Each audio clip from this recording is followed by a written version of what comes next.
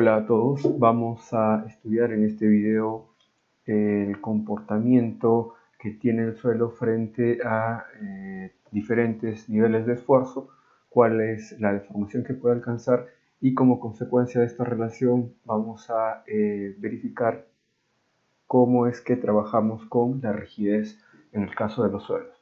Previo a esto vamos a hacer una revisión de cómo es que trabajamos con la rigidez en el caso de materiales que también utilizamos en nuestros proyectos de construcción, como el concreto y el acero, como concepto previo para, a manera de comparación, entender qué es lo que nosotros buscamos en el suelo y cómo este se diferencia de estos dos primeros materiales. Muy bien, pasemos a revisar la curva esfuerzo-deformación del concreto. Como vemos, como ya hemos visto anteriormente en otro video, esta curva esfuerzo-deformación tiene esta forma típica, con un tramo inicial que nosotros ciertamente asumimos como un tramo lineal cuando no lo es, y aquí podemos encontrar un valor máximo. En función a la edad a la cual se ensaya este valor máximo, podemos denotar el nombre de este valor máximo como F'C, que es la resistencia a compresión para una probeta ensayada a los 28 días. A cualquier otra edad simplemente se llamaría F'C y nos denota la máxima resistencia a compresión que ha sido capaz de ofrecer esta probeta cilíndrica ensayada. ¿Qué más podríamos comentar? Podríamos comentar que la resistencia del concreto es muy buena a compresión y la resistencia en tracción es pequeña. Sin embargo, la resistencia a la tracción del concreto es importante, ya que la resistencia al corte del concreto, la adherencia entre el concreto y el acero y la fisuración por retracción y temperatura depende de esta resistencia a tracción. Debido a que esta resistencia a la tracción numéricamente es baja, esta generalmente se desprecia cuando los diseños que efectuamos están dominados por los cálculos a flexión y flexocompresión. Sin embargo, el comportamiento de los elementos de concreto armado bajo cargas en servicio es fuertemente dependiente de esta resistencia a la tracción. Las curvas de esfuerzo-deformación del concreto no son lineales, tal como podemos ver aquí. Por lo tanto, el concepto convencional de módulo de elasticidad que conocemos de estática o mecánica de materiales, donde el módulo de elasticidad se trabaja como la pendiente de tramos rectos de la curva de esfuerzo-deformación y que sí se puede utilizar en el caso del acero, en el caso del concreto no es correcto.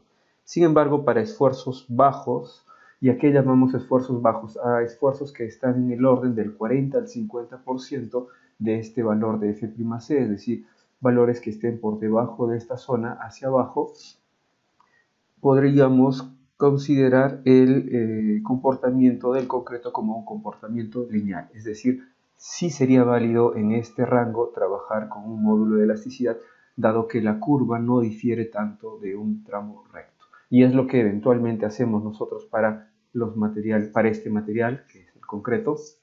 Entonces veamos la curva que está a la derecha. Observen qué tipo de módulos podríamos obtener. Observen, si nosotros trabajáramos con una tangente justo en el origen de la curva, podríamos tener este primer módulo, ¿no? Aquí tenemos E1, que sería ese módulo tangente inicial. Si nosotros trabajáramos con un módulo que se determina a partir de unir el origen con un punto conocido, podríamos hablar de un módulo secante. Y si nosotros trabajamos con un módulo tangente en cualquier zona de la curva, hablaríamos de un módulo, como ya dije, módulo tangente. Para describir nuestros materiales, usualmente trabajamos con el módulo secante a partir de unir un punto de interés a una cierta deformación específica según las consideraciones para nuestro acero, según el tipo de acero y según la norma STM con la que trabajamos. Este módulo secante se puede estimar en función al valor de la resistencia a la compresión a los 28 días al F'C. Sin embargo, estas expresiones deben ser tomadas con pinzas porque pueden sufrir ciertas variaciones dado que no se controla en estas fórmulas el tipo de agregado que utilizamos, la forma, el tipo de material, el tipo de roca del cual proviene. Expresiones genéricas que podríamos considerar para estimar el módulo de elasticidad del concreto es, por ejemplo, 15.000 raíz de F'(c), cuando esto se encuentra en kilos por centímetro cuadrado. Esta expresión, aquí hay un error, esto es al revés, ¿no? Esta expresión es válida cuando el peso específico del concreto es de 2.300 kilos por metro cúbico. Es el peso específico estándar de un concreto convencional, es decir, esta primera expresión es válida para esta zona donde vemos el número 2, ¿no? Habría que considerar una corrección, aquí hay un cruce. Y esta otra expresión, que está en función del peso específico y de la resistencia a la compresión a los 28 días, sería válida cuando yo tengo concretos que tienen esta variación. Sin embargo, este módulo de elasticidad, como les comenté, debe ser tomado con pinzas para los diseños. Entonces, en resumen, podríamos recordar que el concreto tiene un comportamiento casi lineal en la zona inicial, y es en base a eso que nosotros, por simplificación, la consideramos como lineal y trabajamos con el módulo secante en todos nuestros diseños. Es importante recordar que nuestros diseños están basados en que no vamos a esforzar al concreto más allá de esa zona de interés, porque esto podría traer como consecuencia deformaciones permanentes para cargas sostenidas en el tiempo, deformaciones de tipo plástico. Veamos qué sucede ahora con el acero. En el caso del acero, como pueden ver aquí, nosotros podemos tener un primer tramo, ahora sí, inicial. El tramo inicial, perdón, es lineal, debido a que controlamos la composición del acero y su comportamiento sí que es lineal. Luego tenemos una zona de fluencia, una zona de endurecimiento y finalmente la rotura. Trabajamos como parámetro de referencia con el valor de F(i), que es el valor del módulo de fluencia del acero. Y estos valores de F(i) serán función del grado del acero. Si el acero es de grado 60, tendremos un F(i) de 4.200 kilos por centímetro cuadrado, y si es de grado 70, grado 75, que son los comerciales, podremos tener valores más altos también. Observen cómo estos dos materiales finalmente son introducidos en nuestros diseños a partir del módulo de elasticidad. En el caso del acero, hablar de un módulo de elasticidad es correcto porque trabajamos con un tramo recto del cual nosotros podemos extraer la pendiente, y esta se traduce en el módulo de elasticidad. Como dijimos anteriormente, en el caso del concreto esto no es tan real, pero por simplicidad trabajamos con el módulo secante. Muy bien, veamos ahora qué sucede con bueno, antes de ver qué sucede con el suelo, recordemos que en el caso del acero, los ensayos con los que trabajamos principalmente son ensayos a tracción. Como ustedes saben, en el concreto armado, el concreto es el encargado de soportar las compresiones, el acero también, eventualmente en columnas, porque un centímetro cuadrado de acero trabaja igual que, por ejemplo, 20 centímetros cuadrados de concreto, si es que estuviésemos hablando de un concreto de 210 kilos por centímetro cuadrado. Y las tracciones sí que son tomadas casi en su totalidad por el acero, por su mayor nivel de deformación y porque sí pueden trabajar a tracción. Esta curva que ustedes ven aquí ha sido desarrollada en tracción. Ahora, estos dos materiales los hemos visto de manera muy sucinta, muy breve, con un detalle muy básico, porque simplemente lo vamos a tomar como referencia para ver el material que sí que es de nuestro interés, que es el suelo. Veamos qué sucede con el suelo. Como ya hemos mencionado en un video anterior, en el caso del suelo nos interesa estudiar la relación entre la deformación cortante, como ustedes ven aquí en el eje horizontal, y el esfuerzo cortante en el eje vertical. Aquí tenemos dos curvas típicas que se desarrollan como curva esfuerzo-deformación para un suelo denso, como pueden ver aquí, y un suelo suelto. Observen que en el suelo denso yo tengo un tramo con mayor pendiente que en el caso del suelo suelto, eso que me indica que tendré mayor rigidez del suelo. Alcanzo un valor más alto de resistencia, como pueden ver aquí en el gráfico de la derecha. Esta resistencia es conocida como resistencia pico. Si yo deformo más a este suelo pierde rigidez, y por lo tanto ahora solamente estaría hablando de una resistencia al corte residual. En los casos de los suelos sueltos, observen en la curva de color rojo que yo alcanzo una resistencia máxima. No se desarrolla en este caso una resistencia pico. Esta diferencia de pendientes nos da a entender que un suelo denso presenta mayor rigidez. La rigidez sería de manera similar a lo que trabajamos en el caso del concreto, la pendiente de tramos rectos que simplifican a esta curva o se intenta representar esa curva. Entonces, un tramo recto que intenta representar esta curva de color rojo tendría una pendiente más pequeña que la pendiente de un tramo recto que intente representar esta curva de color negro. Podemos ver ahí diferencias notables en la rigidez para un mismo suelo cuando éste está en un estado denso y para un mismo suelo cuando éste se encuentra en un estado suelto. Veamos ahora qué sucede con estos valores de rigidez. Miren, como en el caso del concreto, perdón, en el caso del acero, nosotros dijimos que tenemos un tramo inicial recto. Este tramo inicial recto nos sirve para caracterizar al acero y hallar su módulo de elasticidad. En el caso del concreto vemos que el tramo inicial en el que nosotros vamos a esforzar principalmente en nuestros diseños al concreto es este primer tramo de la curva que se asemeja a una recta y listo, trabajamos con ese módulo secante y nada más.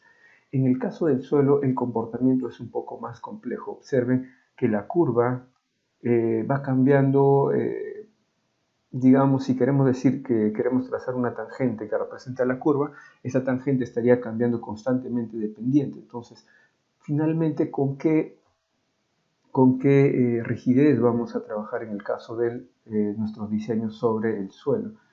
Aquí debemos notar el concepto básico de que la rigidez del suelo es función de su nivel de deformación. Ese es un concepto básico y que nos va a acompañar en todo el curso y en todo el ejercicio de la profesión en cuanto a la ingeniería geotécnica. Recordemos lo siguiente, que dijimos que la rigidez del suelo es función del nivel de deformación. ¿A qué nos estamos refiriendo? Observen en este gráfico. Si yo deformo cada vez más al suelo, deformo cada vez más, por ejemplo, me encuentro en esta zona, entonces voy a la curva y en este punto trazo una tangente. Esta tangente tendrá una pendiente que es más pequeña que si yo tuviese una deformación solamente aquí, voy a la curva y en este punto trazo una tangente y la tangente tendrá una pendiente mayor. ¿Qué quiere decir? Miren, en este primer punto la pendiente es mayor, es decir, tengo una rigidez alta para una deformación pequeña. En cambio, si la deformación es grande, la rigidez será pequeña. Como resumen, las rigideces serán mayores si las deformaciones en el suelo son muy pequeñas. Cuanto más grande sea la deformación, la rigidez será cada vez menor. Y ahí vuelve nuestra pregunta, entonces, ¿con cuál de todas estas tantas rigideces tendríamos que trabajar en nuestros diseños? Ya no es tan fácil como el acero en elegir una rigidez que es la pendiente del tramo recto, o en el caso del concreto, también la simplificación de la primera porción que se parece un poco a un tramo recto. ¿Qué es lo que podemos hacer? Miren esta otra curva. Aquí tenemos un ejemplo de lo que sucedería. Aquí tenemos, observen, esta primera pendiente que estamos llamando aquí G sub 0 es el valor máximo que sería la tangente en el origen a una deformación prácticamente igual a 0, casi 0, no llega a ser 0, es casi 0, entonces aquí tenemos la mayor rigidez. Conforme la deformación va avanzando, observen cada vez el punto de tangencia, tenemos pendientes cada vez más pequeñas. Las pendientes son o vienen a representar la rigidez al corte. A diferencia del caso anterior, recuerden, en el caso del concreto y del acero hemos trabajado con el módulo denotado muchas veces con la letra E mayúscula o conocido como módulo de Young. En el caso del suelo nos interesa primordialmente el módulo de corte, este módulo de corte. Y debido a que estamos representando en el eje horizontal a la deformación cortante y en el eje vertical al esfuerzo cortante. Como pueden ver, entonces, en función a cuánta deformación estamos obteniendo, la rigidez también irá disminuyendo. Ahora nos toca ver cuál de estas rigideces nos toca tomar en nuestros diseños. ¿Qué pasa si yo voy a diseñar una zapata? ¿Qué rigidez voy a tomar?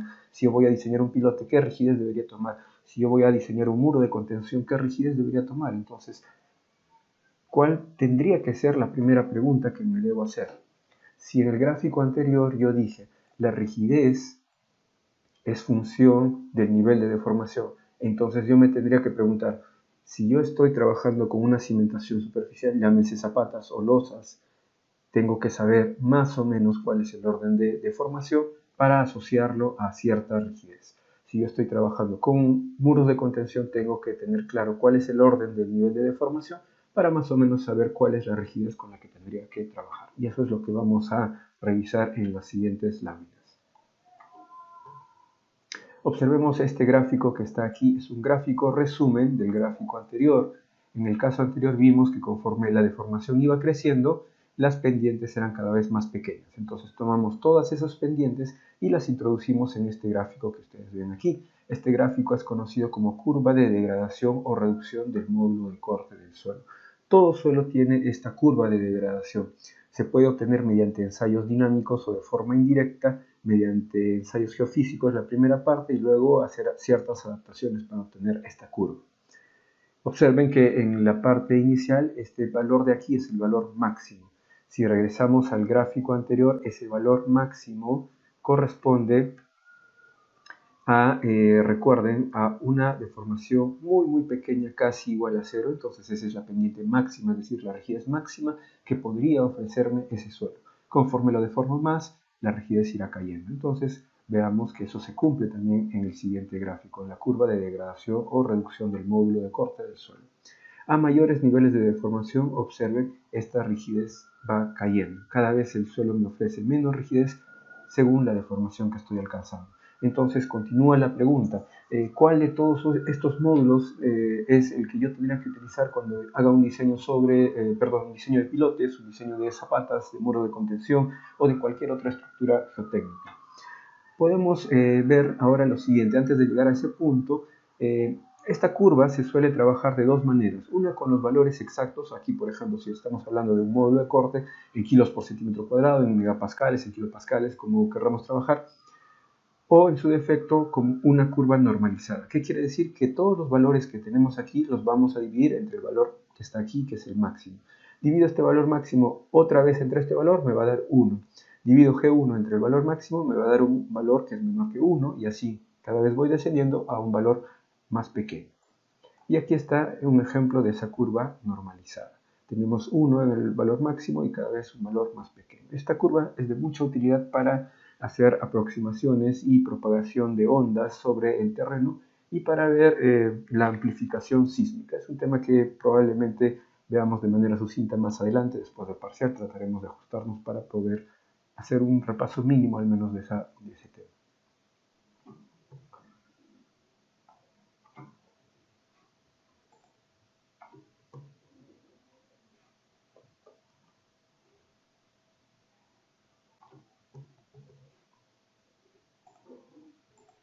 Muy bien, ahora nos encontramos en esta misma curva y queremos ver cuál es su relación respecto a los niveles de deformación para tener una mejor idea de qué estamos hablando cuando nos preguntamos cuál es el rango de deformaciones que tendría que alcanzar para estar trabajando con cierto módulo.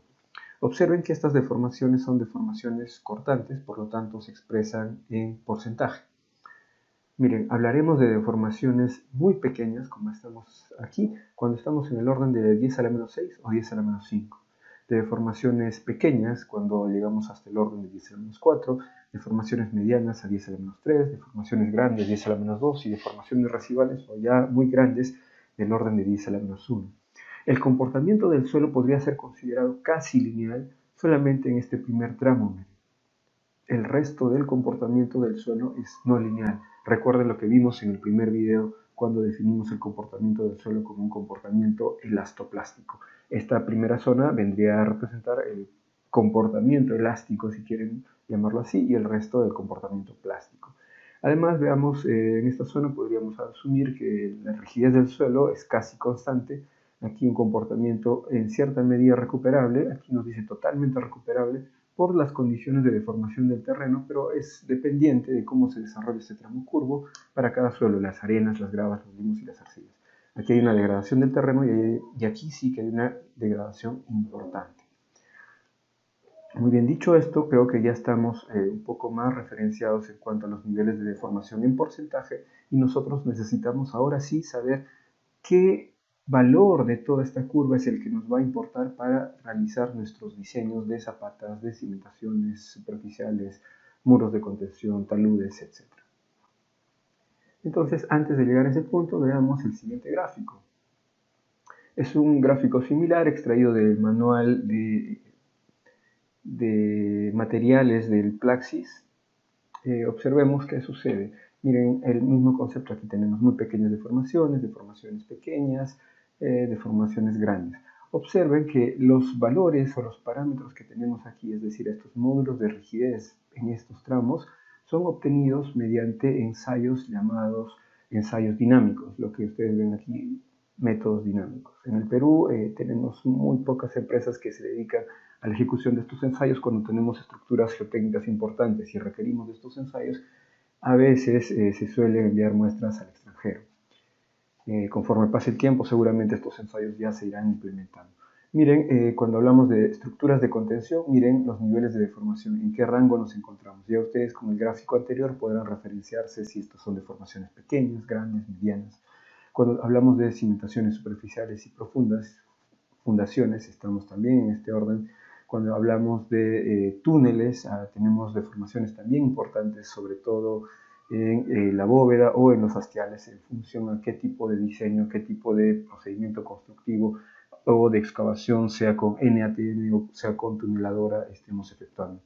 Y aquí tenemos aquí nos hablan de los ensayos convencionales sobre el suelo. Estamos hablando de ensayos SPT, placas de carga, etcétera, que ya iremos viendo también conforme avancemos con las láminas en el curso. Lo que quería era mostrarles que nosotros, al estar en un tramo de esta curva que es representativo de cimentaciones, seguramente trabajaremos con esta porción de la curva, nada más. Porque nuestros cálculos van a ser cálculos analíticos, es decir, nuestras fórmulas nos piden un único módulo de elasticidad y por eso no podemos introducir toda esta curva. En el momento en el que nosotros querramos representar un modelo numérico con un análisis sísmico, en un análisis sísmico ustedes saben que el sismo mueve al terreno y durante ese movimiento la rigidez del terreno es cambiante, entonces ahí sí que necesitaré introducir toda esta curva. Pero cuando haga mi diseño de mi zapata, simplemente las fórmulas que conocemos nos piden un único módulo para determinar los asentamientos, por ejemplo. Entonces, seguramente trabajaremos con esta porción. Y vamos a ver eso en la siguiente figura también. Y aquí tenemos, miren, esta es la figura, resumen, es la misma curva de degradación general para los suelos, curva de degradación o reducción del módulo de corte. Aquí tenemos el valor máximo. Y observen, nosotros vamos a trabajar con este valor que está aquí, es un valor más pequeño. Y le llamaremos G sub S, que sería el módulo de corte en condiciones estáticas. Y la deformación obviamente asociada a la estructura que estemos diseñando. De manera simplificada vamos a proceder a hacer este cálculo, observen. Este valor G máximo que ustedes ven aquí se puede calcular de manera resumida con esta expresión. La densidad del suelo en producto con la velocidad de onda de corte al cuadrado. Veremos también con los ensayos geofísicos cómo es que se calcula, cómo es que se estima esta velocidad de onda de corte, para que nos sirva y qué otro tipo de parámetros nos puede brindar, qué otro tipo de resultados o clasificaciones también. Nuevamente, este módulo de corte máximo vendría a ser el peso específico del suelo dividido entre la gravedad, que es la densidad. Es la misma expresión, estamos desglosando nada más. Y luego aquí sí viene un valor que nosotros tenemos que predefinir. Este valor G sub S, que es el módulo de rigidez al corte estático del suelo, usualmente se trabaja en los diseños en geotecnia entre el 5 y el 10% del valor G máximo, este valor de aquí. En el curso vamos a trabajar por defecto con el 10%, salvo que en el enunciado indiquemos lo contrario o por alguna consideración en particular tenga que ser cambiado. En principio siempre va a ser 10%. Muy bien, observen, aquí tenemos que G sub S va a ser el 10% del G máximo que ya hemos calculado. Y también vamos a necesitar no solo trabajar con el módulo de corte en condiciones estáticas, sino con el módulo de Young en condiciones estáticas para el suelo. Este módulo de Young se obtiene con esta expresión, que es 2 veces 1 más el coeficiente de Poisson por G sub S. G sub S ya lo hemos determinado, y el coeficiente de Poisson es función del tipo de suelo. El coeficiente de Poisson varía entre 0 y 0.5 abierto, y si el suelo es más deformable, tendrá valores más altos, llámense arcillas, puede ser 0.35, 0.40. Una grava muy rígida puede tener un coeficiente de Poisson de 0.15 o 0.2, etc. Entonces, Básicamente estos eran los conceptos previos que queríamos mostrar sobre la rigidez del suelo, los cuales iremos complementando también en los siguientes videos cuando revisemos un video sobre ensayo de corte directo, cómo es el procedimiento, cómo obtener los resultados y que esto luego se traducirá en ejercicios también. Y lo mismo para el ensayo triaxial y el ensayo de compresión no confinada.